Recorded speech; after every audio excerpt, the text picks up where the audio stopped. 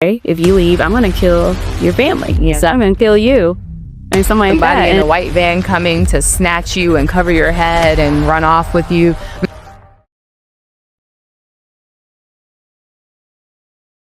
I'm your host, Jazmine, and this is your safe space to learn, to grow, to be empowered and equipped with understanding the realities of human trafficking so that you can protect yourself. He loves me. Right. And so how many victims, you can talk about youth or older, are you guys seeing that while they're going through therapy with you, that they don't think they're victims of traffic? Countless. Like, they're just countless. And they probably still have, a love for their trafficker. Yeah. I so definitely feel that way. In the space that I was working within recently, it's solely towards trafficking, and at-risk youth. And a lot of my clients, my first question to them is like, hey, like, what brings you here? And a lot of them, especially if they're within DFACS system, Department of Family Children Services, or CPS, Child Protective Services in other states, it's a thing of like, well, my case manager just brought me here, but I don't really belong here. And it's like, well, do you know what this place is? And they're like, no. And then we go into the education piece, because that's so important. And I love that you're constantly an educator. I think that's a big part of any field that you're in. You have to educate. Yeah. And a big thing is the adolescents, even the adults. I work with adults in private practice, where I have adults and they're like, well, this is my life and this is what I was experiencing. And then I have to sit there and tell them, like, you're identifying or describing what trafficking looks like. My goodness. And now you're 30, 40, 50 in your late 20s, and you're finding like, wow, I didn't know that majority of my youth I've spent being trafficked, and that's a big thing, because it's not what people see. It's something way deeper. And I think that's also that normalization piece I was talking about, right? People normalize certain things. There's family members that had that transgenerational trauma where they're like, oh, well, your boyfriend's this much older than you, that's fine. Oh, you're spending your time here, where there isn't that safety piece of like somebody calling it out. Kind of talk about people being like spanked, right? The spanking is normalized. But then when you go into like, how are you being punished essentially within your home? And it's like, oh, well, I just got hit. But people aren't talking about, okay, well, how are you being hit? Like, are your parents punching you? What does that look like? Because now that goes from discipline to abuse. It is. And there's a very thin line. And I think the same thing happens when it comes to different forms of trauma. People aren't aware when they fall into a different line. Oh, that's deep, because and you guys know a lot more about it than I do, but because the brain, and I don't know what part of it, but it has a part where it goes into survivor mode and it almost forgets, some of that. And so, and then I think I was reading something like how it creates then like a break or something, or a disconnect. Yeah, something like that. And then that's when you're able to keep putting up with it, and different personalities can be formed and stuff like that. Yeah, you guys even want to touch anything on that? That's deep. Yeah, I want to switch back to the awareness, and then I want to go back to the flooding of the amygdala. the Amygdala hijack. the flooding of parts of your brain, and the actual literal turn off of the speech centers of your brain from trauma, and how somatic movement therapists define trauma as disconnection. So just a disconnection. Where did I disconnect for survival? And the brain is wired to survive.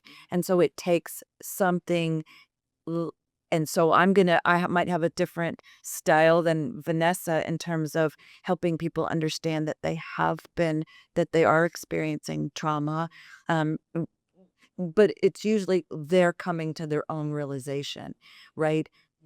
There I was in the middle of a boat with piranhas around me. So he's waking up to his own trauma.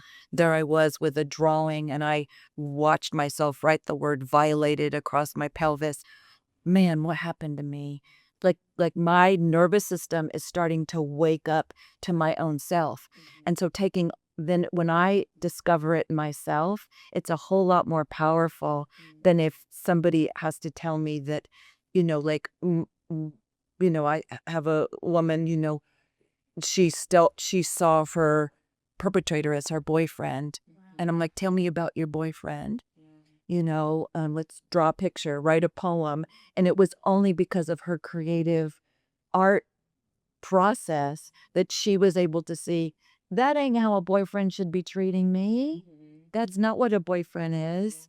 And to take your nervous system and disengage and detach from the abuse is a lot of work. It is. And it's not an easy journey. And it's in the body. And so that's why we do movement and art, and we play, and we go to the ballet even, and watch other people move their bodies, or go to a theater performance, or go to a sporting event. And it starts to tell us that, oh, I actually enjoy something that actually can help me heal. Like we have several women we took to their very first professional baseball games. And oh my gosh, and the baseball players, this was in San Francisco, the Giants. And I'm going to talk about this for a second because I love baseball. Well, we all have to go. Sit. Well, exactly. The baseball players actually came out from the dugout, signed autographs for these young sex trafficked women.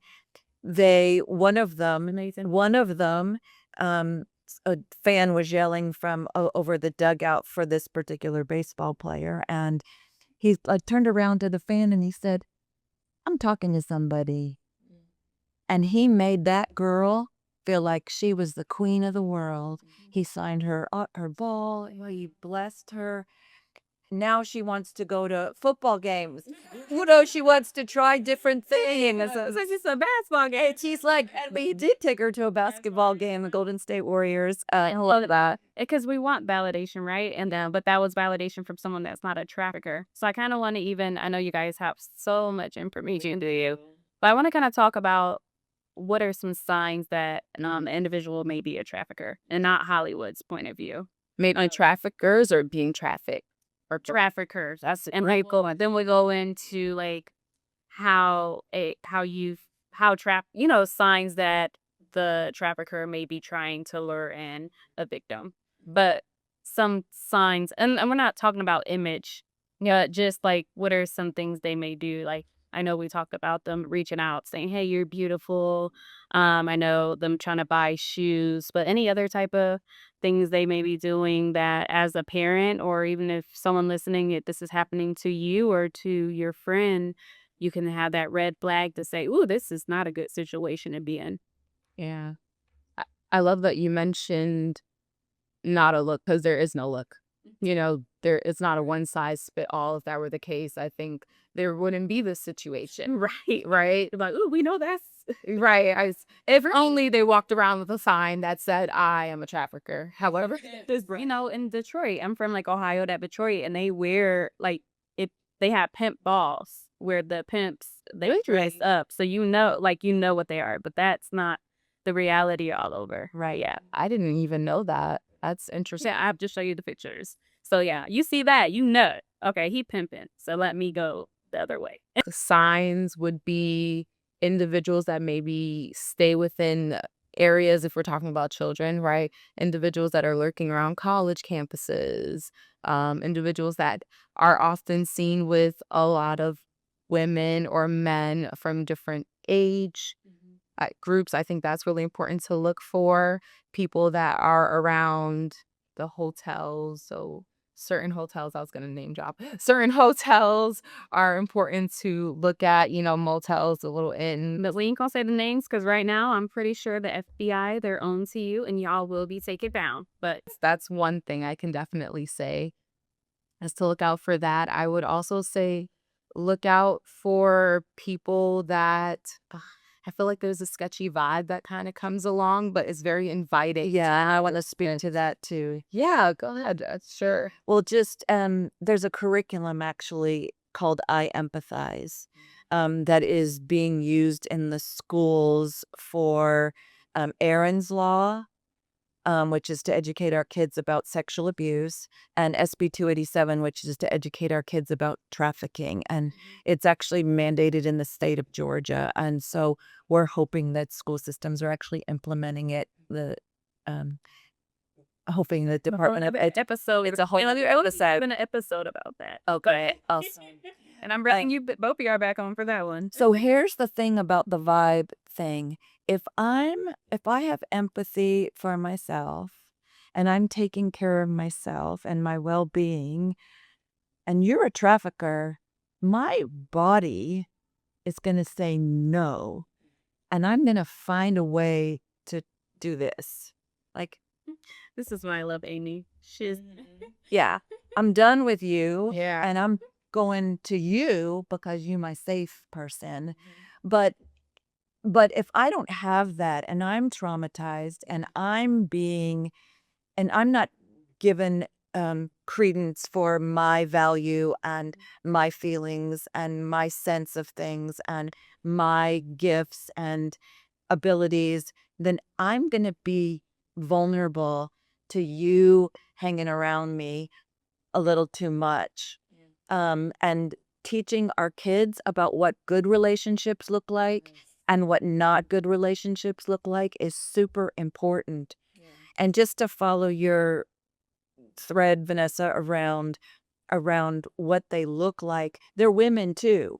They're not just men luring girls. They're women luring women. There's 15-year-olds luring other 15-year-olds. There's, I'm seeing an increase of the peer-to-peer trafficking. Yes. A lot of peer where the UK are victims yes. that don't realize they're victims, and Right. they're luring other people like, hey, you want to make some money? They're You promised know, things, that they need. or we have to be in this video. Yeah. And it may seem, like you said, when you're completely not in trauma situations or trauma bonds, then your body's going to recognize, oh, this ain't right. But if you're not, it's going to seem like a good thing. But some of those signs may be if they're trying to control, who you're talking to, where you're going, they're controlling, almost trying to Everything.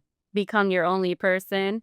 I'll say they're trying to control finances. And then, if they start putting their hands on you or talking to you the right way, because first the trafficker will use love and charm and gifts. But the love bombing, after the love bombing, they're going to use the fear tactic, which is, okay, if you leave, I'm going to kill your family. So I'm going to kill you and something like that. And even if you're over the age of 18, that can still be very traumatic and be really real, especially if you've seen this person do something dangerous. And more than likely, they're going to show you what they did dangerous. Yeah. So it's like, where do I go? Exactly. And now I'm shamed. I can't tell anyone. How did I get in this? Yeah. That's why language is so important. Like, that's the biggest thing. I feel like it's so, because it's kind of like when you were mentioning, like, if you don't know, right, if somebody doesn't give you the words, right, to say certain things are uncomfortable or to notice certain behaviors and say, like, oh, this sounds like what I learned that abuse is. Yeah. Right. There's a lot of people that do not have language and knowledge. And that's so important. I find a lot of people struggle even with emotions, right? Because we don't know emotions aside from good. Good's not an emotion, but people say that all the time. Right. How are you feeling? Good. Right. I'm feeling happy again in your body. Right. Exactly. Sensations. Those are all things like, people aren't aware why they cry, and it's like your body, your brain, like your mind is trying to give you information. Yes. For you to know, like, what to then do. So language is such an important aspect to all of this, because if you can't describe, like, somebody makes me feel scared, somebody makes me feel uncomfortable, I feel betrayed. If you're unable to say those things and you don't have the knowledge of, like, oh, abuse doesn't just mean physical, it can mean emotional, It can mean mental, right? Right. Or I feel like there's piranhas jumping up out of, like, and what's the image? Like, I feel like I'm being choked, or like I'm being trapped, or I'm not allowed to get out of the room, or my body feels tight. The tightness, Yeah. the feeling within your belly. Yeah. Right? That's saying like or the heat and jitter in your feet where you feel like you want fries. Yeah. Like, Right? That's so important. And can I tell you, to this day, I meet people and sometimes I feel that way about them. And I'm like, discernment, that's your talent today. It's not. But I'm like, but you look really good on paper. Like, your resume is amazing. but learning how to trust your instinct, Jasmine, is such a huge thing in the culture. Yeah. To trust my instinct. It's like we've been told so many times, I don't know about you guys growing up, but, we've been told so many times I'm wrong about something. That's not correct. They're a nice person if the kid soccer coach is bringing them home from school every day, and and then they come home with a, I don't know, some gift. Ding ding ding. I don't know. It's just like educating the parents about what to look for in your kids, educating the teachers what to look for in my students. You guys, as you Yep. tapping in, Yep. being aware, like if someone's being a little too friendly, even though you're not 18, or if you're in middle school, high school, you have enough instincts to know how someone feel right. Right. And honoring it doesn't matter, like, it doesn't matter if they're wrong. And it matters that they are respected for how they experience something and how they feel about a person. And this is even a little off topic, but even for this Thanksgiving, my daughter, who was 11, I finally was like, I got to a place where I used to have her hug people that I feel like I could trust. And it's like, you don't give your cousin a hug or give that lady a hug. And she finally was like, I don't want to hug everybody and touch everybody. And I was like, you're right. And so this Thanksgiving, I'm pretty much just going around, no, my baby don't hug. She does. And, really, they win for them. Because people will take it as your child is rude or, disrespectful. And that's how I was pretty much trained that way, to think it's an older person that want to hug or whatever. And I never played the lap. I don't do sons and daughters in people's laps. I never did that.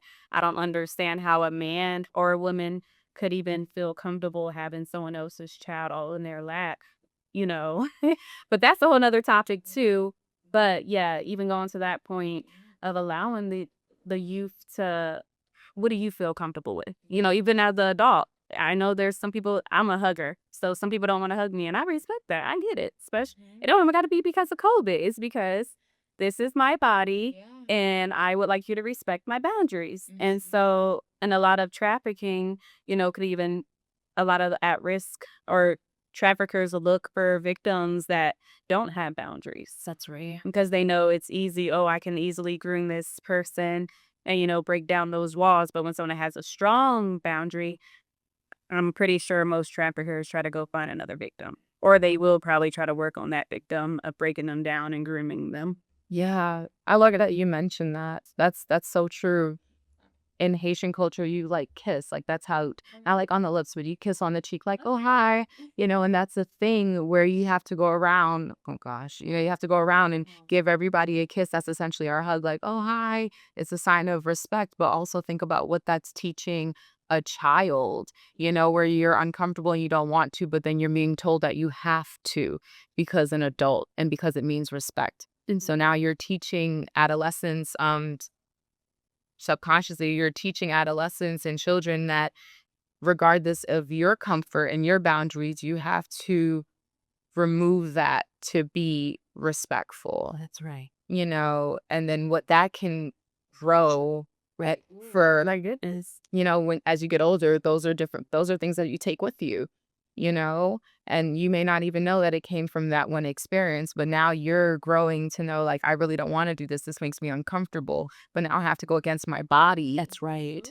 Training early. Yeah, I come early. I have to now go against myself and my gut and my body to be seen as respectful or to be accepted within a certain. These are the rules Those are the rules. the rules of the culture. Mm-hmm. I want to speak to something that's I'm going to take a little tangent on this. But I want to talk about one of my survivors who her and a group of her friends having a strong reaction to P. Diddy and the original idea that he was going to be coming out of jail and the freak out that she went through and her community of survivors went through, and how this public figure had potential, was potentially going to be let free. And so I think one of the things that I that she was like, how do I fight this? And I said, here's the way you fight this. You fight this by taking care of yourself. Yeah. You beat him, you beat everybody who's like him when you build your ability to discern, when you build your ability to take care of yourself, when you build your ability to find things that you love and people you love to be around. That's how you defeat this person. Yeah. Talk about one more thing, and then I'm gonna start wrapping up and just letting you guys go. But I also, this is so deep, all that we're talking about, and we just add so much time. We need like 4 more episodes, and so I'm definitely bringing. There's always going to be, always going to be more to talk about than we have time for. I'm gonna bring you guys back on so we can talk even more about the P. Diddy. But even before we wrap and before I let you guys just share some more of your heart, what are, just for the listeners listening, whether you may feel like this is happening to you, a friend, a loved one, or a parent, what are some signs or what are ways that traffickers target youth? And I know one of the biggest ways is online, but if we can just go a little bit deeper into that. They look for people that are struggling, people that are vulnerable. Vulnerability is a big thing. Yes. Right. So maybe if it's the individual that is off sitting by themselves while everybody else is in a crowd, if it's the person that is crying and having like a really hard day or a hard moment, you can sense that an individual may need support, and then they feel that need of like, hey, I see that you're struggling in this space. Let me provide you with this. All right. Yes, there is online, especially like we're going to talk about how times change. Right before we were on the streets, parents were like, oh, just come in when the street lights turn on. Right now people are on their phones 247. Right, there's Twitch, there's Instagram, there's, I don't even think kids are on Facebook, there's TikTok and all of these other gaming sites, right?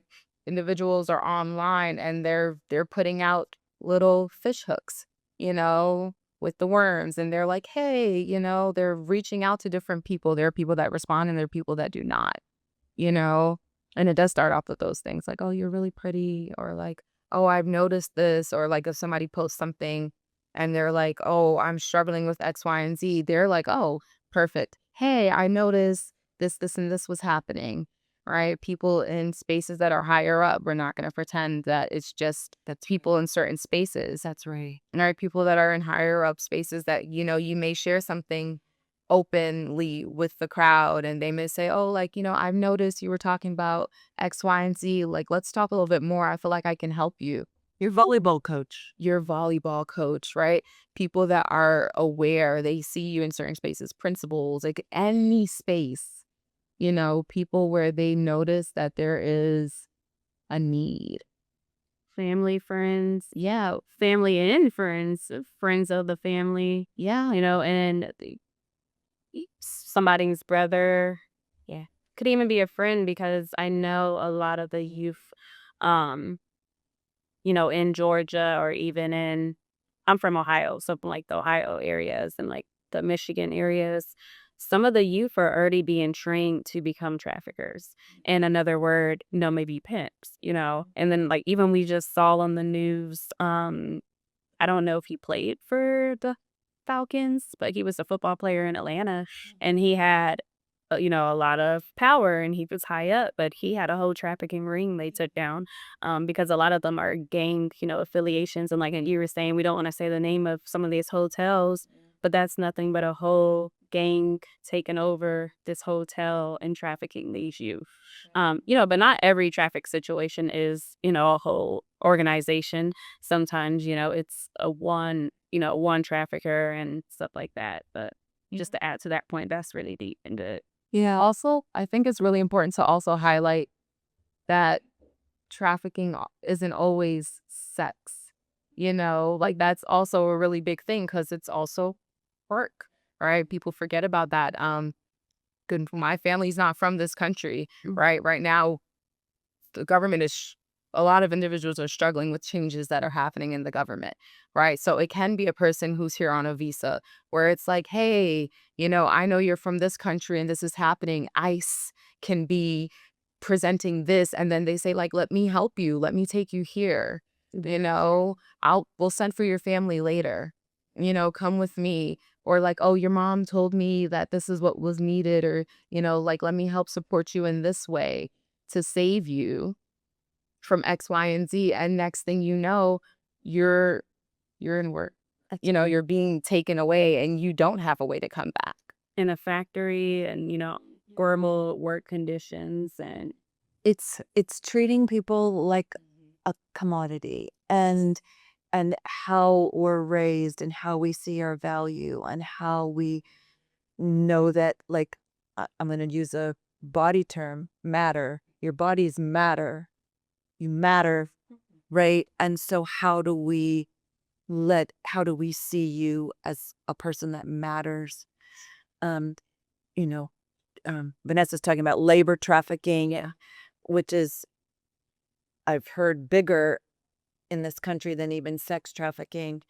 But let's just not be done today without talking about the over sexualization of our kids and the way that their value is seen as in their sexuality, and what healthy sexuality looks like, how to protect my body and understand that if I give my body to somebody, what happens to me psychologically and chemically in my biologically and atomically in my nervous system, that where Stockholm syndrome starts, which binds me to another human being. And do I want to be bound to that human being?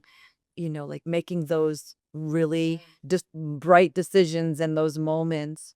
But just the way females are seen in the culture, and males too, like, very true. 'Cause how that's the big myth that trafficking only happens to girls or certain, but it can happen to anyone. It could be a boy and it could be a dog, it could just be anyone. And thank y'all so much for coming. But before we wrap up, because I know y'all coming back, but while we're on this, if y'all can still share for this episode, a prevention tip, whoever wants to go first, that you really feel like a listener would be. yeah, you know what my bias is going to be. Do something creative that helps you express who you are in the world. The best prevention is you knowing how to take care of your creative, curious self. Yeah. Yeah. Whether it's playing an instrument or going for a hike or m- making beautiful dinners for friends or crocheting or doing your hair or going to a fashion show or right, picking up the newest glasses. Which are both of y'all glasses are really cute. Okay, thank you. No, we're in cute company, so yeah. I'm just trying to get like y'all. No, like, I agree. And I think what you're speaking on is the fact of like idle time, right? Like, Perfect. because I think that's a big thing Perfect. in all spaces. When you are sitting in your idle, there's a lot of time for other things to then come up. Yes. Right. Beautiful. And I think that that's amazing. Me, I'm going to pick on the communication piece. Okay. Right. Communication is so important. And that is the greatest, in my opinion, preventative measure, because when you feel safe with somebody, even if you don't have the language, when you feel safe, when people ask questions and they're truly interested, you know, and it's not just saying it to say, how are you? I'm fine. You notice how people sometimes even go back to say, I'm good, you. And it's like, oh, wait, you just asked me that. I just answered that, right? Like true, genuine connection and communication, right? I think we all are, right? It's not a shame thing. It's just something to be constant of because we all do that. So taking your time to truly communicate, because when you have that space, it creates for safety and security where even though you may feel a little uncomfortable by an experience that happened because of the safety, you could say, today was really actually like, I don't know what happened, but somebody did this thing and I didn't like it, right? You're not saying a person violated my space because you may not have that verbiage, but you can say like, I didn't like that. Like that made me feel weird, right? And then that creates space for then more conversation where it's not like, well, tell me what happened. X, Y, and Z. It's like, well, tell me more. Like what happened? Like what made you feel weird? Well, actually, they put their hand on my leg and my knee and I didn't like it. Then you can educate because you have that communication piece. So I think that's the biggest measure for all people. You know, we all are able to communicate in so many ways, right? We have the art aspects, we have the body movement, we have verbal, we have nonverbal communication that comes along. And I think that is the greatest gift when preventing and providing space to shift the way that this industry is quickly evolving and multiplying. And what she's speaking to, what I'm sensing you're speaking to is empowerment. So we're empowering, prevention is empowering our kids to be able to discern, find their recreational and hobbies in their idle time, communicating, being creative, honoring their creative being, whether no matter what they like to do, whether it's Jump around, listening to music. yeah. But what I will say to both of you guys' point, this is amazing information for me. Not only just as a human trafficking advocate or with the podcast, but as a parent, because so often I'm not being mindful of my communication. Okay. And you care and you love, but you're busy doing so much stuff. So to really own in and now knowing that, hey, y'all, let's have art day, the whole family to communicate a lot. So we're gonna draw out, our kadama. So like people to draw out their feelings and then even going to your point of making sure, especially for those that are working at home or a lot of kids are doing school online, and stuff, that you gotta move, gotta be doing stuff. Idle time is woof. So thank you guys so much. Both of you ladies, you're incredible. Thank you for all the work you guys do against the fight against human trafficking. To everyone listening, remember, awareness is the first step. So the fact that you're tuned in and you listen, and hopefully to the whole thing or a part, give yourself a round of applause. That is the first step. But the second step is action. So that means share this information with someone. There's a number below if you or someone you may know may think that they're becoming a victim of human trafficking, but share this episode, start these conversations with your friends, your loved ones, take a lot of their actions, whether it's, doing expressive and therapy and arts, really just being mindful when you're communicating. Somebody may need your protection. You never know who you come across that might need this information you learned today. So thank you, Amy. Thank you, Vanessa. Thank you for tuning in to HD Advocates. Until next time, stay aware, stay empowered, and stay advocating. Thank you.